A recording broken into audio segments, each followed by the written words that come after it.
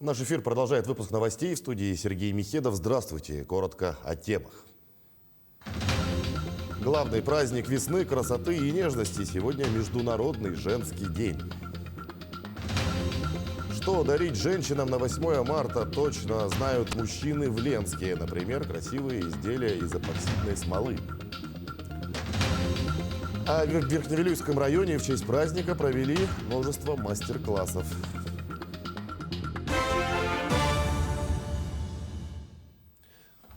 Сегодня Международный женский день. От имени руководства республики женщин поздравил глава СН Николаев. Якутянки во все времена славились жизнелюбием, терпением и мужеством. У народов Якутии в нашем суровом климате женщина, мать, всегда главный источник тепла и душевного спокойствия. Мы, якутяне, признаем великую роль матери не только в жизни и судьбе отдельного человека, но и в развитии всего общества. 2022 год в Якутии объявлен Годом матери, отметил глава.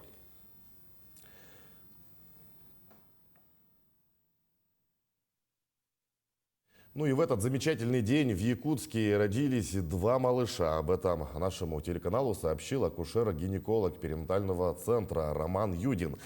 В год матери, объявленной главой республики, на свет появились 637 детей. В марте этого года родились 108 детей. Если взять показатели прошлого года, то более 6 тысяч женщин родили 6040 детей. В этот светлый праздник хотелось бы пожелать счастья, добра и, конечно же, здоровья всем женщинам. Цветите и пахните. Продолжайте нас радовать. Я родила его 4 числа.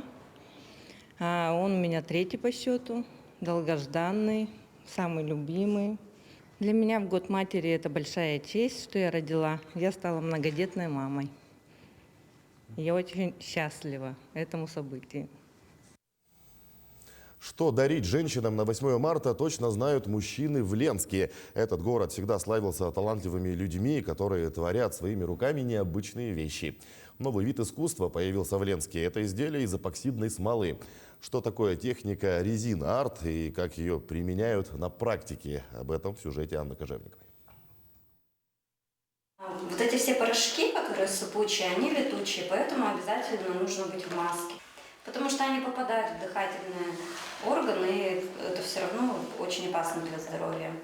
Изделия с эпоксидной смолой в России появились сравнительно недавно и сразу завоевали внимание любителей эксклюзивных дизайнерских вещиц. Ленчане же буквально полгода назад стали знакомы с предметами декора из эпоксидной смолы Арины Ивановой. Это единственный в Ленске художник, работающий в технике резин-арт.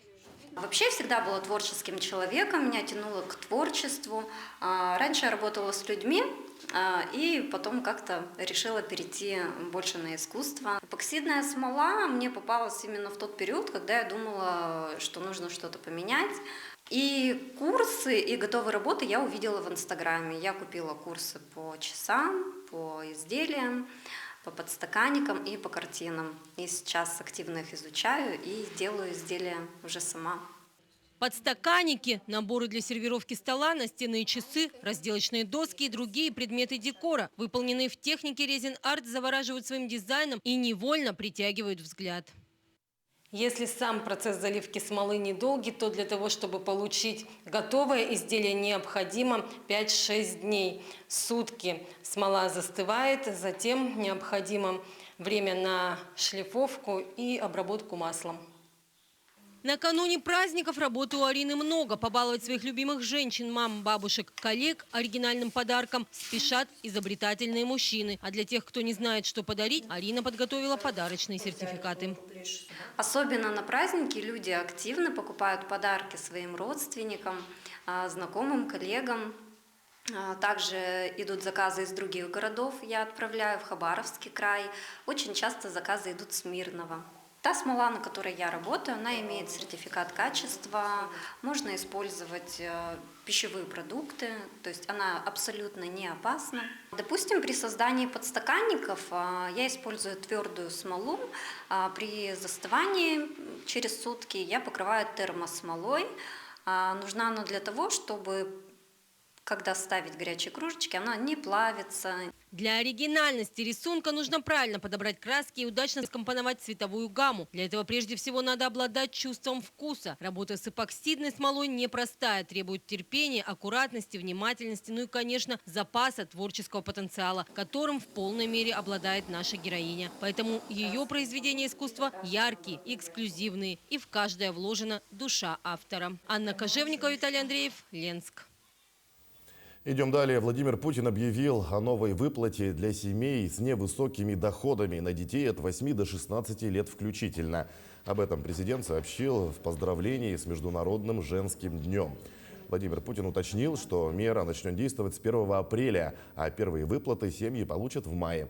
Президент напомнил, что в России уже предусмотрены ежемесячные выплаты для беременных женщин и семей с невысокими доходами, где растут дети до 7 лет включительно.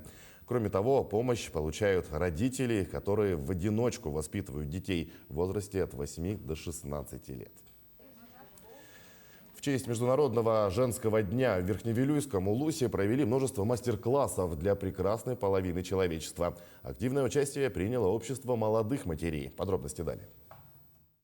Открытые двери провели в культурном центре села Кентик. Мастер-классы были самые разнообразные. Торгаева Нюргианна, фотограф с Якутска, приехала в родной Кентик с мастер-классом по вязанию балаклавы. Это специальная пряжа, которая имеет петли уже. И вот по этим пряжам мы без использования спиц, крючков, мы уже своими руками уже вяжем. Из них можно связать плед, панамку можно и обычные шапки тоже можно. Мамы и бабушки показали свои интересные увлечения. Например, домашние чаи из собственного сбора трав, изделия из полимерной глины для украшения посуды. Показывали правильный уход за кожей лица, а также желающие могли научиться на якутском национальном музыкальном инструменте. Впервые играют на хомусе, и результат очень хороший, так как мы все жители Республики Саха-Якутия должны играть на своих традиционных инструментах. И, конечно же, в преддверии праздника Олонхо мы все готовимся.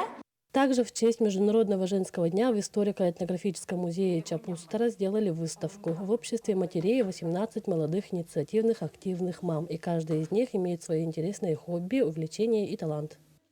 Очень есть красивые украшения из бисера, и можно порадоваться художественному видению, в котором наши матери создают изделия для интерьера своего дома.